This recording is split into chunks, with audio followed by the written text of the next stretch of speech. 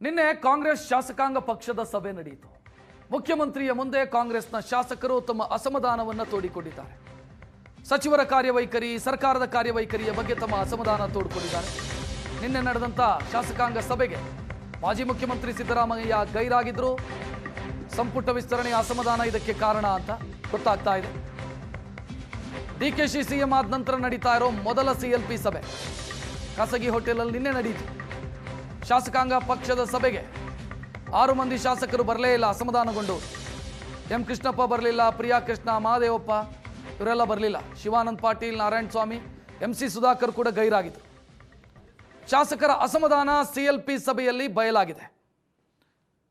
ಒಗ್ಗಟ್ಟಿಲ್ಲ ಕಾಂಗ್ರೆಸ್ನಲ್ಲಿ ಅನ್ನುವಂಥ ಮೆಸೇಜ್ ಕೊಟ್ಟಂಗಾಗಿದೆ.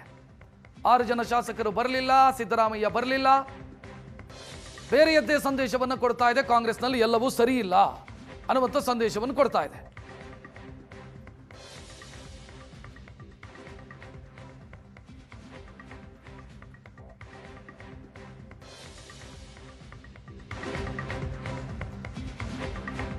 ಇನ್ನು ಮೊದಲ ಸಭೆಯಲ್ಲಿ ಸಿಎಲ್ಪಿ ಸಭೆಯಲ್ಲಿ ಹಲವು ಮಹತ್ವದ ವಿಚಾರ ಚರ್ಚೆಯಾಯಿತು.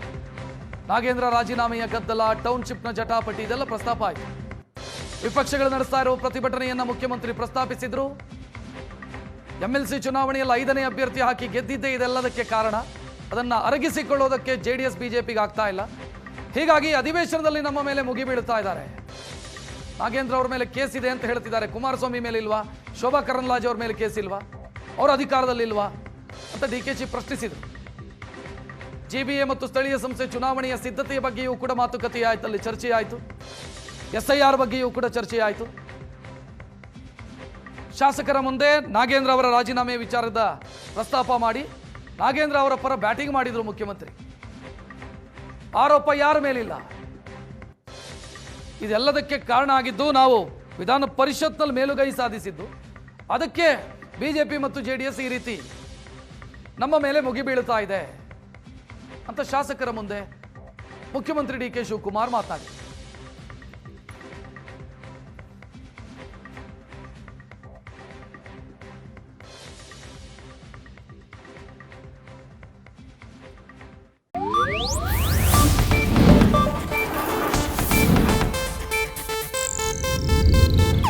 ಇದು ಏಷ್ಯಾನೆಟ್ ನ್ಯೂಸ್ ನೆಟ್ವರ್ಕ್ ಪ್ರಸ್ತುತಿ.